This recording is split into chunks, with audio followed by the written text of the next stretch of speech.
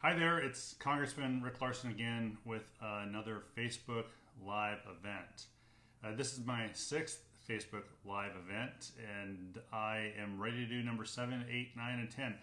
However long it takes to get through this pandemic and to get back to talking to you all personally.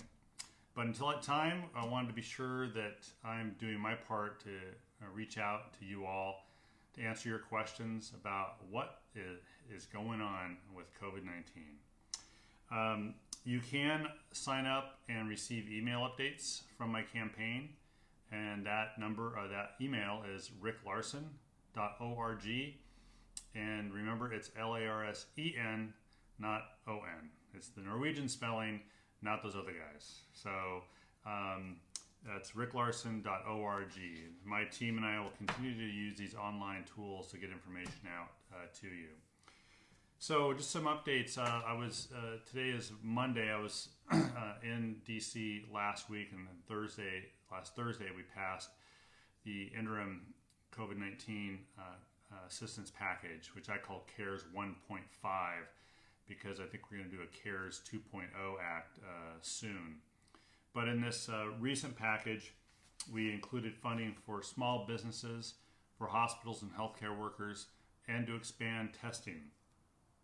There's $310 billion in the CARES 1.5 package for the Paycheck Protection Program. This is the small business lending program that started up again this morning, and subsequently the website crashed because the demand for help for small businesses is so great. So we got it right in terms of putting more dollars into the payment protection program, but because it's the overwhelming demand, the website crashed. So I'm just asking people to be patient and work with your local lender. Your local community banks have been doing a great job in helping out smaller businesses in our area, and I had a chance to talk to a few of our local community banks who are ready, willing, and able to help out. Another aspect of the bill was $75 billion for hospitals and healthcare workers. We certainly want to be sure healthcare workers are protected, so there's money in the bill for personal protective equipment, PPE. The challenge we have there is the demand continues to outstrip supply, so it's a matter of creating supply as well as purchasing supply from around the world. And some of these dollars will go towards that, in addition to going directly to our hospitals to help them replace revenue that they've lost as a result of having to cancel elective surgeries. We want to be sure our hospitals stay vibrant parts of our communities, and especially in our rural areas, and our rural hospitals are absolutely necessary, and they need our help too. Finally, there's $25 billion in there to increase COVID-19 testing and contact tracing, which are two of the major elements that need to take place in order to reopen, restart the economy. Again, that is to increase testing to the general population and to do contact tracing as well. Those two things have to happen before we can do a real full reopening of the economy, and ask any healthcare expert and they'll tell you that. I also voted for a resolution to create a new Oversight Committee, a bipartisan Oversight Committee in Congress to oversee COVID-19 relief funding and spending. Oversight of these dollars is extremely important, and this Oversight Committee will do that. In addition to that, the committees in Congress continue to do their personal oversight as well. We need to hold the administration accountable for spending this money. We need to be sure it's doing the things that we want it to do. And of course, we're already finding out some areas where it's not working very well. And we're finding out some of these dollars, especially in the small business lending program, going to larger businesses. And right now I'm all for naming and shaming these companies to get them to return those dollars. But meanwhile, we have a lot of oversight to do on other aspects of the bill. So I know these are tough times. I know this is difficult for small businesses, for farmers, for families, for workers. And that's why we need to do a second package of CARES 2.0. That CARES 2.0 needs to include money for state and local governments. It needs to include money for food banks and for SNAP program, that is the food stamp program. We need to close the digital divide in education. and we need to have a better plan to ensure that we can do vote by mail this fall if we need to for our elections. I want to note that Social Security or that SSI and VA recipients who have children under 17 and did not file a tax return in 2018 or 19, they have until May 5th to register to have $500 per child automatically added to your $1,200 economic impact payment. And this can be done by using the non-filers tool at irs.gov. The IRS has also urged people to look out for scams and related to these payments. There's no fee required to receive these payments. You will not be getting a call from IRS about the payment. You will not be getting a text message from the IRS. You'll be just getting the check in the mail, or you'll be getting the check in the direct deposit. So please watch out for scams. Now I'll turn to some of your questions. First question is this. The $349 billion Paycheck Protection Program was completely depleted after just 13 days of operation. Will qualifying small businesses have another round of PPP funding? Yes.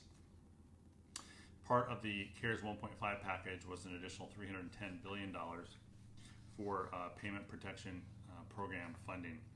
And that is, it opened up today. And as I noted, there's so much demand that the website crashed. They'll work through that. The SBA will work through that. But I encourage you to talk to your local banker about PPP. Here's a question. I'd like to know if any future relief will include hazard pay for essential personnel, and if that would include in particular respiratory therapists and home care for oxygen, CPAP or BiPAP, and ventilator patients. The answer to the second part of the question is I don't know if that would include, if those particular folks and respiratory therapists would be essential personnel. I don't have an answer for you on that one. But on the first part, would future relief include hazard pay for essential personnel? It's a position I have to include hazard pay for the folks we define as essential. And whoever asked that question, I can understand your argument. If you want to get back to my office with particulars about why respiratory therapists would be included in essential personnel, I really would appreciate hearing more from you on that, and I can pass that information along to the speaker's office as well as we put together the CARES 2.0 package. Another question, can you provide a factual update on the status of the United States Postal Service? There's so much misinformation right now, but is the U.S. Postal Service in as much jeopardy as it appears to be? I can't tell you that the USPS is as in much jeopardy as it appears to be. I can tell you that it is in jeopardy, but I don't want to qualify it. I just do know it's in jeopardy. I know that we need to act to support the U.S. Postal Service. I support doing that. I support granting additional dollars to the U.S. Postal Service. I don't support a loan program like we put in the first bill, and I don't support the president trying to leverage that potential loan in order to get the U.S. Postal Service to change. We need to have a functioning 6-day-a-week Postal Service, in my view. We also need to repeal the required prepayment of benefit that was put in place in the 2007 timeframe that requires the U.S. Postal Service to prepay a benefit. It's put a lot of dollars in the Postal Service that isn't being spent at all right now and is taken away from the operations of the Postal Service. I think repealing that prepayment is important as well. We just need to act, whether it's in the language of the questioner, whether the USPS is as much jeopardy as it appears to be or not. We do need to act to support the U.S. Postal Service, and we need to counter the president and the whole administration as they're trying to undermine the Postal Service. Finally, when are we getting people back to work? We need to start opening things again. I appreciate the sentiment, and I'll pass it on to Governor Inslee, who's responsible for answering that decision for everyone. They put out, Governor Inslee's team put out an outline last week of the kinds of steps that need to be taken, including more testing, including contact tracing. As well, the governor announced an opening of some construction work, outdoor construction work, so long as some conditions were met. And I expect to see that being implemented this week. So maybe we'll start seeing some construction work take place around the state as a result of the governor's direction. But it's a very important question and one that falls under the governor's purview. So I'll bring that up tomorrow when I'm on a call with him.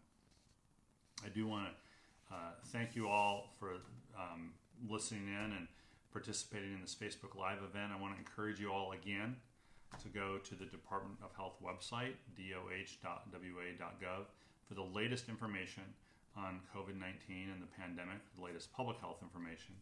I also encourage people to go to the Employment Security Department website at esd.wa.gov for the latest information on applying for unemployment benefits, especially the federal portion of that, the Pandemic Unemployment Assistance. And until next time, thank you all. We'll see you in the next Facebook Live event. Thanks.